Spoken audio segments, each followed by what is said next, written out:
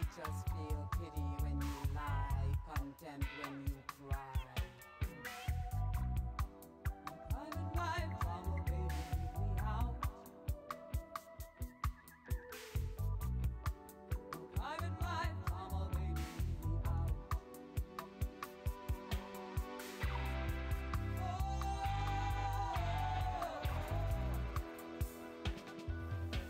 Private life, drama, baby, leave me out. Private life, drama, baby, leave me out. Private life, drama, baby, leave me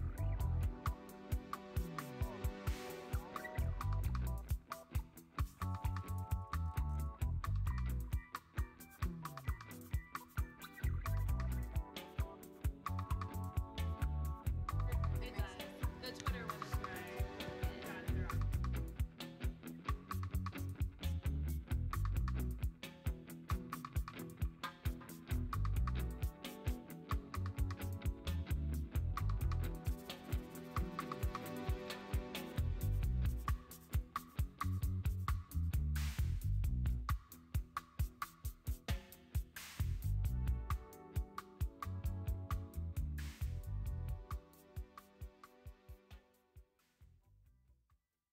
They switched it. This one. Check, check, check. Check. Okay, great. All right. 5, 4, 3, 2, 1.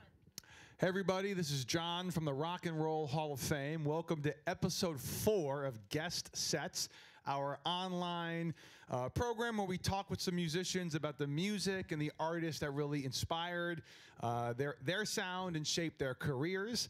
I'm honored right now to be joined by FreshProduce, Cleveland's own. We got DJ Red Eye over here on the left, and Plain Jane over here on the right. And we'll be talking about this killer playlist that they put together. It's available on Spotify, so follow the Rock and Roll Hall of Fame on Spotify. Follow our Guest Sets series. And for the next 15 minutes or so, we'll talk about this great playlist and some of these songs and the sound. FreshProduce will be playing here at the Rock Hall in about an hour as our kickoff to our Rock Hall Live summer series called Summer in the City. And you can check out the whole list of these great free concerts at rockhall.com. FreshProduce, thanks for being here. Greetings. Yes. Should I call you Red Eye and Plain Jane, or can we go Brittany and Sam? You can go government. You can go moniker. It's all good. It's Yeah, we'll see how we feel here. First of all, thanks for being here, and thanks so much for putting together this great list.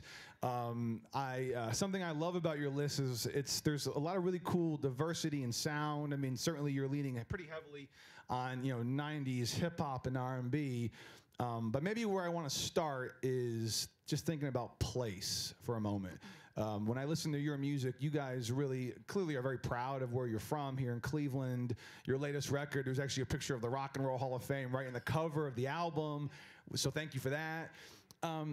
And a lot of the artists you chose, you got Missy Elliott, who's always, been very proud of, her upbringing in Virginia. And you got LL Cool J, who's always repping Queens. And you got JayZ, who's always repping Brooklyn. So was that intentional? Like, do you feel like you've been influenced by artists who they themselves place is really important to their identity? Well, I think in hip hop, place is key just across the board, just in the culture. So, but that's why we listen, or me, that's why I listen to different artists to figure out what's cool in their city, how they operate, because you'll hear little nuggets like that in the lyrics and how the beats are delivered to you. It's all kind of, you can hear the sound of the cities that they come from, so it's cool. I agree. I think in hip hop, because at one point hip hop was known as being just the East Coast genre, as it became more ubiquitous, people had to say, this is how we distinguish ourselves. We're from Texas. We're from LA. We're from the Midwest. Right. So it was just, it's still, a way to show pride for where you come from, but just to distinguish yourself as somebody, especially when you're just making your name, because you can be an artist from Wichita And, you know, that in itself is a novelty and can draw a lot of attention. So also, I feel like, you know, in Cleveland, you know, I remember when Bone Thugs and Harmony won the Grammy, they all had those matching white suits. Everybody was like, that's my cousin, that's my cousin. And I really, the way everybody felt when we won the championship a couple years ago, that's how I felt as a kid looking at Bone Thugs and Harmony, because some people from up the street from me actually were recognized on the international musical kind of platform. Yeah, that's awesome and really well said. You guys kick off your playlist with Grace Jones and the great track "Private Life." Now, I love how you begin your playlist with that track, because there's some great Rock and Roll Hall of Fame inductee connections.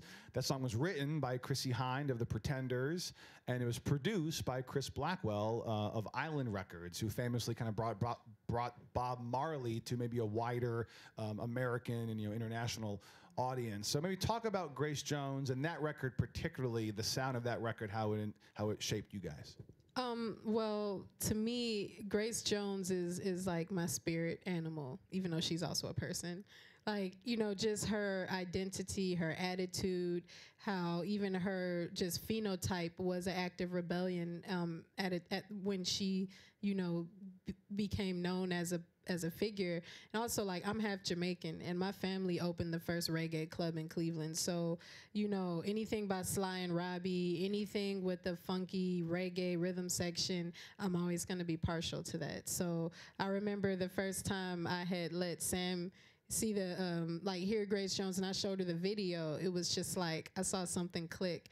And just that song has so much attitude and vibe and autonomy, and I don't want to get all feminist about it, but it was just like owning her identity, you know, in the you know, instead of just being the side chick.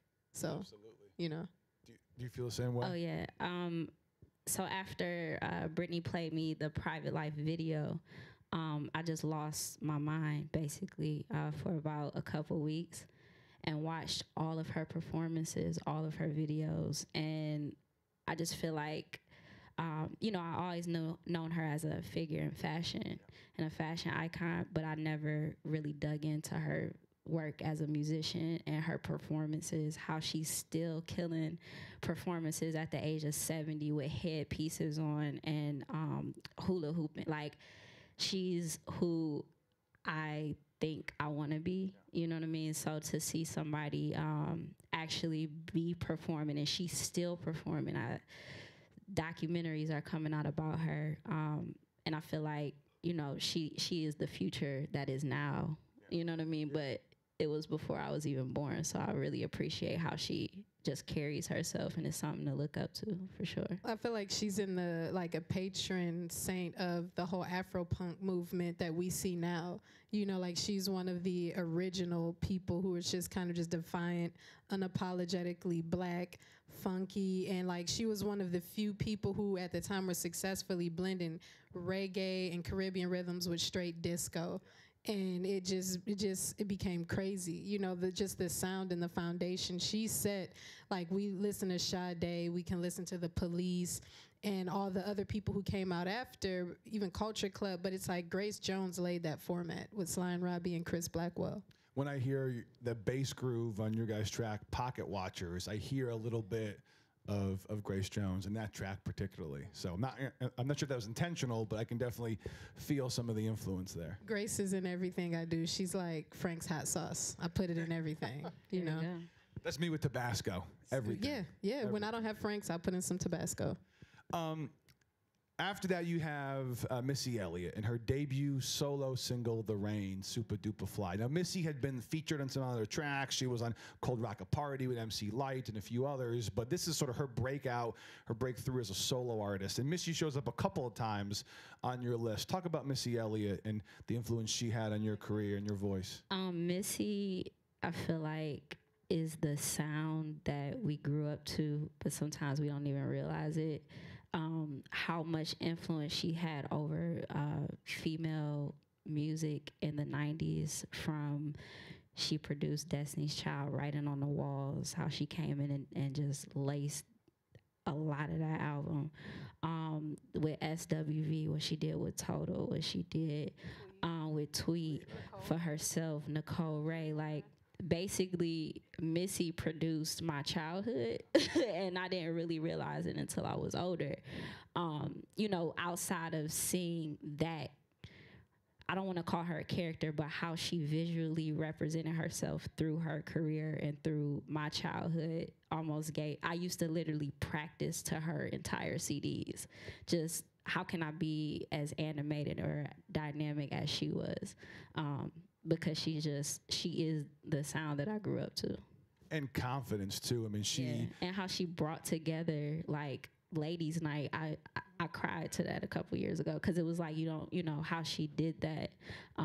It went away for a while. Now I feel like it's coming back, but I feel like Missy really put together females in hip hop and made that a thing. And I feel like we talk a lot about like body positivity and we give things like all types of names now, but Missy Elliott, just for her to, at the time, you know, she looks very different today, but to be like an overweight chocolate sister who can kind of rap, sing, she would be goofy. She was kind of like the opposite of what a lot of the female musical acts were presenting at the time.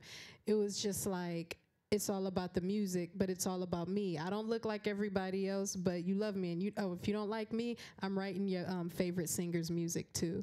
And I mean, the pair, and it's like me more focusing on production, the work that she and Timberland put together, like people talk about Gamble and Huff, people talk about Burt Bacharach and all of it, but it's like I put Missy and Tim's catalog and even Missy's own, her own pen against any of them, and what she did for the 90s and the 2000s, it's like she's a legend. Well, you know, you mentioned like Ladies Night and giving a platform for other artists. You have the remix to Hot Boys, and that features Nas, who was already, you know, well established at that time. It features Q-Tip, who we'll talk about in a moment, because Q-Tip and Tribe shows up a lot on your playlist.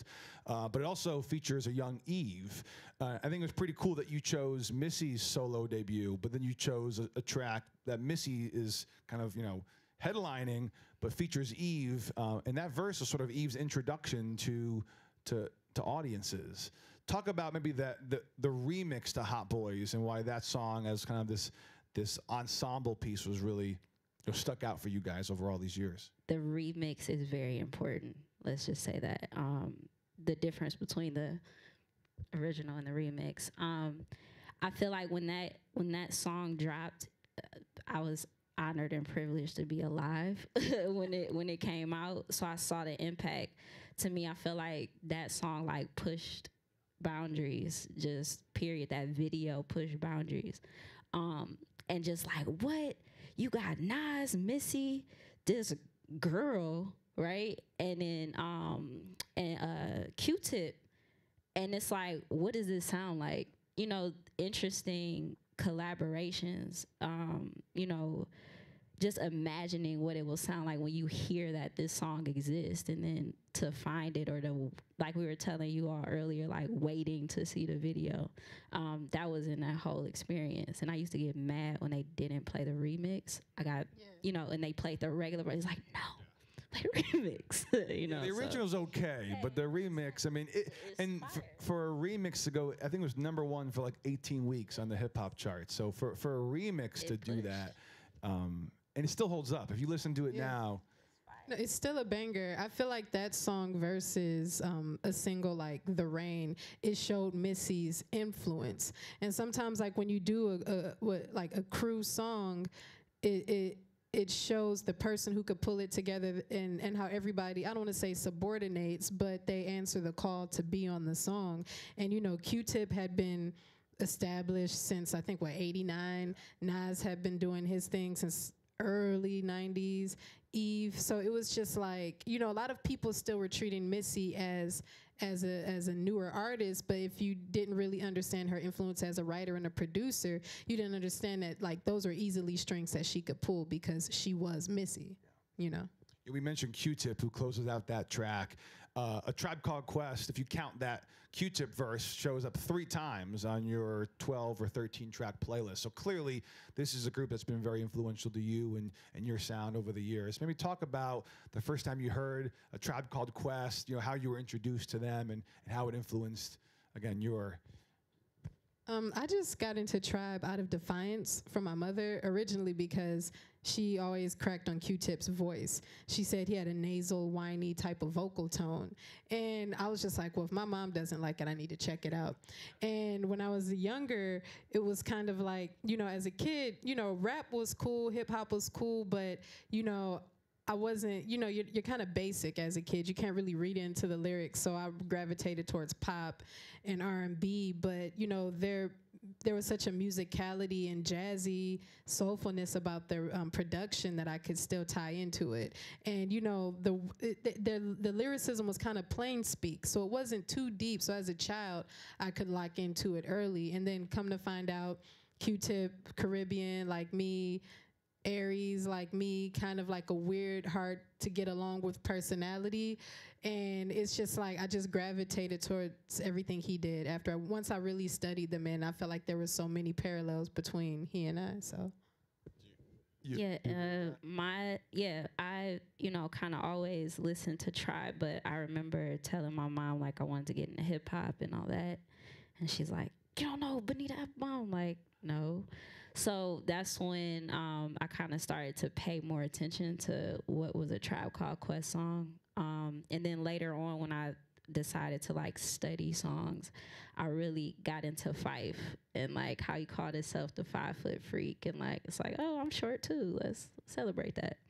And Butter also, that was like a song that was very important to me because it was him, the last verse, talking about how a female kind of hiding themselves and like putting all this fake stuff on was like whack to him. And I always thought that about myself. I like don't like weave and all that kind of stuff. So it was cool for me and really encouraging to hear songs like that where he's like, nah, I want a girl with like real hair and like not trying to be fake or phony in front of me, you know, and I thought that was real cool. Fife's verse on Butter it's awesome. The whole song is his solo song. So the two, so you picked Butter, which comes off of the Low End Theory in '91, and you chose Find a Way from the Love Movement. Both of those tracks, which is not unusual for Tribe songs, have like some jazz soul influences in the samples that they're pulling from. It feels very jazzy. And I feel like a lot of the songs you chose here, you can hear the element of jazz and horns. And you hear that come through in your music that you create together, you know, to this very day. When I hear We Always Finish, I hear some of that kind of jazz influence from Tribe Called Quest. Are you thinking that way intentionally of like about those sonic influences when you make new music, or you just sort of? I think when I'm producing, sometimes it's not necessarily about what would Q-Tip or Dilla or Steely and Clevie do. It's just like, what rhythm can I lay down first to convey the feeling or give a speed to the song? Then I think about melodically what needs to go on top. And I feel sometimes jazz is such a go-to influence because to me, I feel like it's the quintessence of like the Black experience through the ages. It requires a lot of improvisation. It requires, you know, dynamics. There's rhythm, there's complexities, there's so many tones, there's muddy, sometimes ugly chords, but it's beautiful in the right context. So I feel like jazz is always easy to go to. Like you can hear jazz over trap, over dance hall, you can hear it in hip hop, but it's just like when it comes to expression and emotion, it's like things just tend to get jazzy, you know?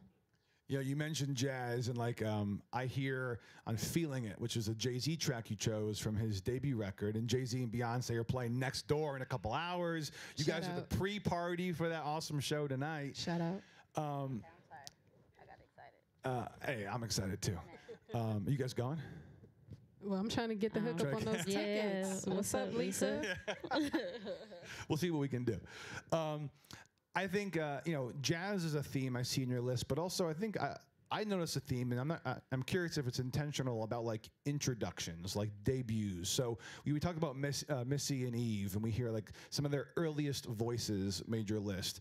But JayZ, Reasonable Doubt, and you chose the first NERD record, and you chose what else was it? The first Lil Kim record, Hardcore from '96. Yeah, great record. is there something about like, this was the first time I heard Lil Kim, this was the first time I heard? We're old, like in hip hop standards. I'm not like old in real human standards. Like Sam's 30 and I'm 31, so I feel like being born in 87 and 88, we're 80s babies, but children of the 90s. So all of these like legendary albums coming out, it was just like Our childhood record. exactly like, you know, you grow up listening to your parents' music. So I'd say like our era of the music we started picking was in the 2000s. But when you're a kid, you know, you're subject to what your mom's listening to. And everybody's mom had the hardcore album. Everybody's mom had D'Angelo and Baduism and Sade and, you know, Biggie. And it was just like we were nursed on it. So, I mean, the first time I heard hardcore, I actually bought it for my mother for Christmas. I was like 8 years old. And the person only sold it, the person only sold it to me because I said, I don't know what this is. I heard my mom talking about it and I'm going to get it for Christmas. And they're like, so you're not going to listen to this, right? I was like, no, this is for my mom. And I didn't know what they were talking about. I literally thought that she was talking about a guy that would come over her house and eat up all of her pets like her cat. And I didn't know what was going on, you know? Right. So it wasn't until I was older that I was just like, oh my God, no, hardcore. I got that album when I was 12. I begged my aunt for it because she knew I was like studying it, you know? So I said, please let me have this album. And she said, don't tell your mom. And I was about 12 listening to that. But I picked that song because I used to practice that song too, because Lil Kim was what I patterned myself after as far as like my rap voice, because her voice was so small, like when she talked in interviews, but it was so big. So I used to literally play that album, and especially that song, Queen Bitch, just to get my voice like hers, just to mimic like how can I be this strong on a track. And that's why I picked that song, because it's like sometimes I just practice that just to get in the mode of like, how do I be the best rapper I can possibly be. And she was so nimble on that track. I love that you chose that track, because I think there were 3 or 4 big hit singles off that record. That wasn't one of them. That was kind of, I think, a fan favorite over the years. But when you listen to her bars on that, it's and the same thing with that JayZ track too. You know, his rhymes on that track are so fierce. And I didn't listen to hardcore until I was in high school, because it came out in '96. I was only like 7, so not really allowed. But right. I mean, but also you don't really pay attention to it. You know what I mean? I'm not checking for JayZ at 7.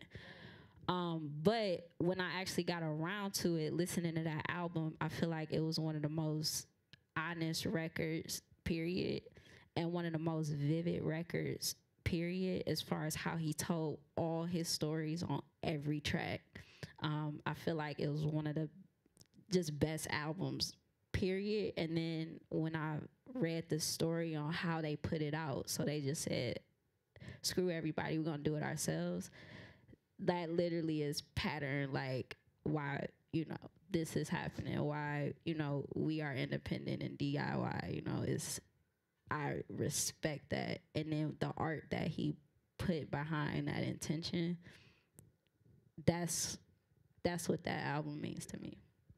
And I think that beat is very just important, because originally that beat was for Camplo when Ski Beats made it. That's why it's like so lush, and like Camplo has some of my favorite production, that Uptown Lucchini, Cooley High, Sparkle, all of that, Spanish Harlem, like it's. But they end up, I don't know what happened, they passed on it and JayZ got it.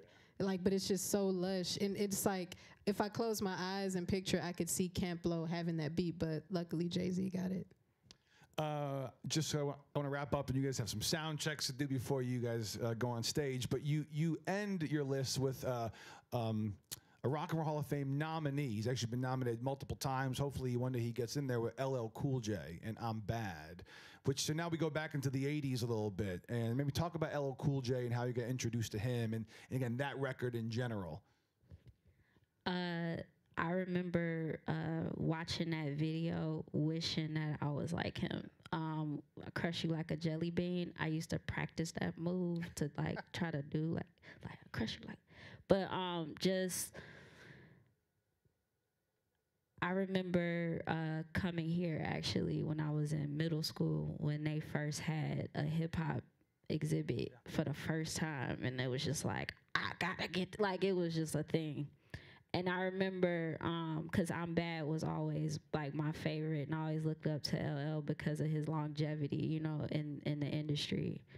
And I saw his Kango, and I was just like, all right, it's on. Y'all had like Tupac's lyrics and his Kango and like the radio and just the whole like exhibit. And I love that song, and it's something I you know, I was a 5-year-old dancing to that song. So that's kind of what that song means to me. Just again, another example to look up to, and then like my experience here, like how hip hop is here now, and it's just like, oh shit, the Kango is here. You know what I mean? Like it was a big thing. So. Well, you know, I think hip hop is such an important part of rock and roll. I mean, you know, hip hop is rock and roll. And like when NWA got inducted a few years ago, Ice Cube in his acceptance speech said, you know, rock and roll, it's not the instruments you play, it's a spirit. It's a spirit. And that to me, that was like probably the best like definition of rock and roll, because it's hard to define it and it's subjective and everybody has their favorite artist. But if you can distill it to the spirit and the attitude, and the voice and the platform, like it's absolute that hip hop is a part of rock and roll history. But I mean, you know, let's be real. We know, and I heard the video of Alan Freed, which I've heard the quote several times. Rock and roll was just a euphemism for race music originally. So the fact that it kind of comes back full circle and it's another like kind of like, even though hip hop is international, universal, I mean, like I said, a lot of the sounds that kind of just, you know, the quintessence of the Black experience in this hemisphere, it's gonna have that attitude, it's gonna have that groove, it's gonna have that kind of drive to it. So I mean, and the thing about LL, what makes him so dope is that everything that people criticize about hip hop now, the jewelry, the selling the sex, the fact that it can be pop, the 808s, that's what we all loved about LL in his prime, you know. And a lot of people, I feel like it's weird because now there's kids who will see LL and they're like, oh, the dude from CBS, or they'll say Ice Cube, oh, the dude from Sesame Street, you know, the dude from Are We There Yet? And it's just like, you know, the fact that they've kind of like melded into pop culture and stuff, but the fact that to us, they were our original rock stars growing up. Like they embody that attitude and defiance that we all kind of just, you know, we just gleamed at, you know. It's an awesome playlist. Thank you so much for being here and for taking the time to share those stories. Brittany and Sam, FreshProduce, check them out. They got a bunch of great records. They're on Spotify. They're available anywhere, I think, right? Yes. And they'll be playing the Rock Hall in about 30 minutes. I think you kick off a DJ set at 5 o'clock, right? Yep. Thank you again. And stay tuned to rockhall.com for more of these guest set interviews and episodes. And check out rockhall.com for the complete Rock Hall Live summer concert series brought to you by our great friends at PNC. Thanks so much, everybody. Rock on.